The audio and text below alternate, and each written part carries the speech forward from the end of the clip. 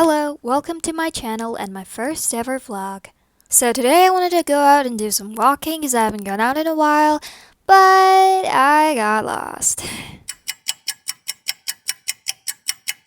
When I finally got to the park, I got so tired that I just decided to lay there for a while and just take in all the dirt and the grass and the dirt. Then I decided that, since I'm already there, might as well keep on walking and explore the rest of the park. So I went on to walk and walk and walk. And here I was staring intently at the lake and the benches. And finally I saw this little cute beauty. So cute. Oh, and there they were. Two larger beauties. Probably its mom and dad. Searching for food. The mom probably loves fish, bites it, and clumps on it. And the dad. Sadly, the mom doesn't want to share, so it looks for its own food. Anyways, it was a really, really long walk, and I kept on walking and walking and walking until I felt like I was dragging 10 dead bodies on my left ankle and 20 dead bodies on my right ankle. And I felt like I was carrying heavy stones on the lower of my back. And I kept walking and walking and walking. And halfway through I thought, why on earth did I decide to walk to a park today? But since the bus stop was like a few hours away by foot, I just decided to keep on walking. Oh, I saw a lovely pink flowered tree with pink flowers, obviously. And I thought, oh, what a sight. So I kept on walking near it. So I walked.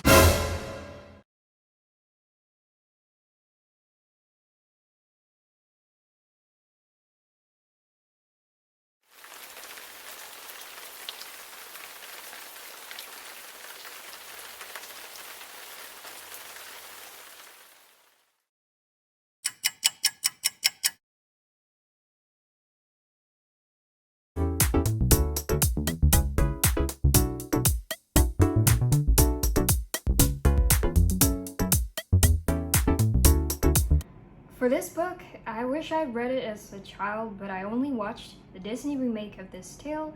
So basically, this 7-year-old girl, Alice, followed a rabbit down the hall to Wonderland, a place of wonder and madness. But mostly madness. She meets various talking creatures and engages in hilarious and witty conversations with them. Like the scene where, Alice asks, "Why is no one answering the door?" and the frogman guarding the door answers, "Well, what did it ask?"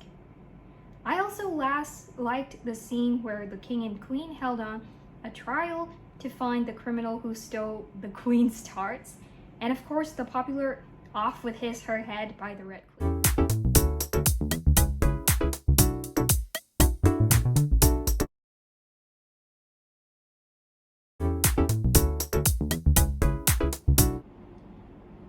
I really read nonfiction books because I can't usually finish the book in one setting. I gotta read, analyze, and think deeper through the concepts, and it just takes a lot of time and mental energy to finish the books. But this book called Quiet by Susan Cain really resonated with me because I myself is an introvert and INFP, not a surprise, obviously, and I bought it at a point of time where I felt like I was underappreciated or just less seen as an introvert. When people usually say that, oh, she's quiet, or oh, you should speak more or speak out, when all I can think is that people are not listening enough to hear us introverts. I've been in a lot of situations where my voice had been overwhelmed or overloaded by the so-called loud voices or people who just don't listen at all. It's hard to speak up or out if our voices are constantly overwhelmed or if we are surrounded in a sort of unwelcoming atmosphere. This book sort of gives me some positive and assurance to embrace who I am as an introvert and to be proud of my own strengths and identity. You know, people say, oh, you gotta be this way, that way, and it's easy to get lost in the process, but I think there's nothing wrong with being quiet or introverted or just the way you are built.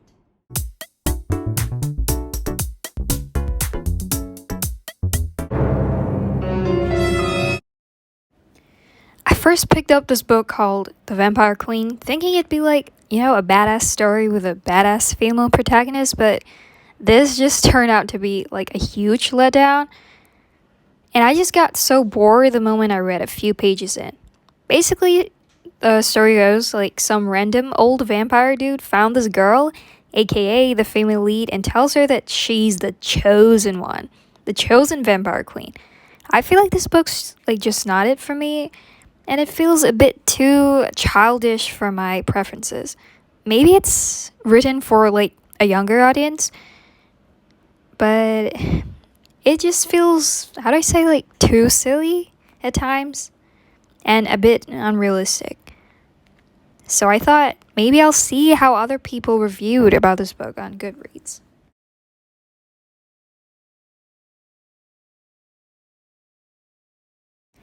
So it started with the premise that the female lead was like a studious character, like who likes studying, blah blah blah, who's academically intelligent and stuff. But I feel like she has no personality and only does stupid things, which I agree with the review on Goodreads. It feels a bit shallow and just silly, I guess. I'm not really into the writing style. I think I stopped like after reading maybe like 1/3 through the book, because it was it was like getting through torture, like going through page by page of boring, silly stuff, and the story was just not going anywhere interesting. It was really boring, so I just stopped. And most reviews on Goodreads seem to agree with me, because the average rating for this book is like 3.2 stars, which is average, but not that good.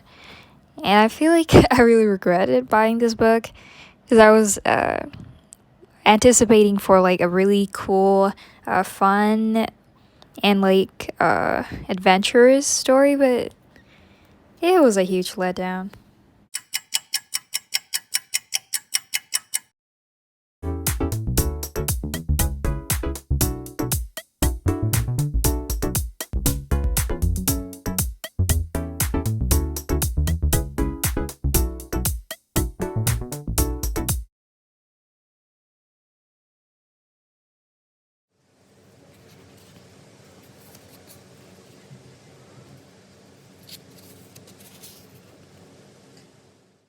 The Alchemist is a book about the search for true treasure and for purpose.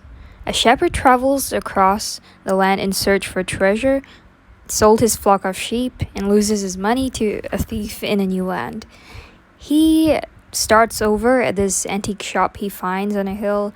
He earns some money and over time travels across the desert in search for treasure. Basically, it's like a journey of finding your identity, purpose, and reaching out for your dreams. Not all of us have the courage to follow our long buried dreams hidden deep within ourselves. One of my favorite passages down the book goes, "There are 4 obstacles to our personal calling."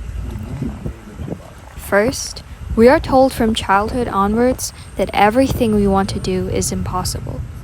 We grow up with this idea, and as the years accumulate, so too do the layers of prejudice, fear, and guilt. There comes a time when our personal calling is so deeply buried in our soul as to be invisible, but it's still there. If we have the courage to disinter our dream, we are then faced by the second obstacle, love.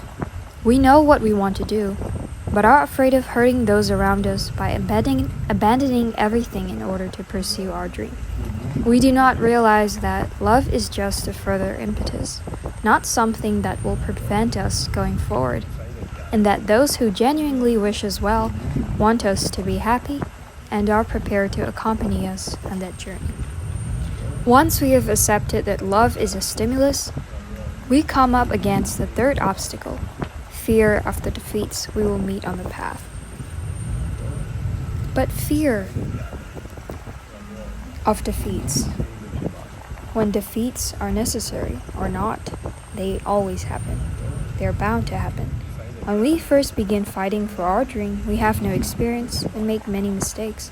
The secret of life, though, is to fall 7 times and to get up 7 times. The fourth and the most dangerous obstacle is forgetting about all the obstacles we overcame, all the suffering we endured, all the things we had to give up in order to get this far. A lot of people, when their personal calling was within their grasp, went on to commit a series of stupid mistakes and never reached their goal when it was only a step away. If we believe in ourselves worthy of the thing we fought so hard for, then we became an instrument of God. We help the soul of the world, and we understand ourselves why we are truly here. Whoever you are, just look within yourselves and around you to find your true personal calling and experience the joys along your journey and make the most of it. Thank you, and if you like this video, please don't forget to like and subscribe, and thank you for coming to view my first YouTube video. Hope to see you again.